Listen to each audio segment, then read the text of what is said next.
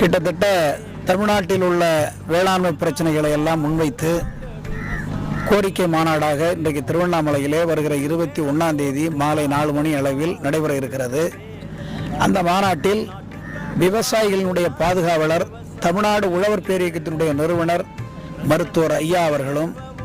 விவசாயிகளினுடைய போராளி பாட்டாளி மக்கள் கட்சியினுடைய தலைவர் முன்னாள் நடுவண் அமைச்சர்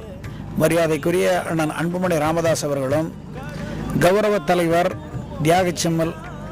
தலைவர் ஜி.கே. மணி அவர்களும், வன்னியர் சங்கத்தினுடைய தலைவர் குண்டர் சட்டம் மீண்ட கொள்கை மறவன் பூத்தா அருள்மொழி அவர்களும் மற்றும் முன்னாள் அமைச்சர்கள், நாடாளுமன்ற உறுப்பினர்கள், சட்டமன்ற உறுப்பினர்கள், முன்னாள் சட்டமன்ற உறுப்பினர்கள், கட்சியினுடைய முன்னணி தலைவர்கள் அனைவரும் பங்கேற்று உரையாற்றுகிற ஒரு மாநாடு இந்த மாநாடு கிட்டத்தட்ட ஒரு 10 ஏக்கர் நிலப்பரப்பில் இந்த மாநாட்டு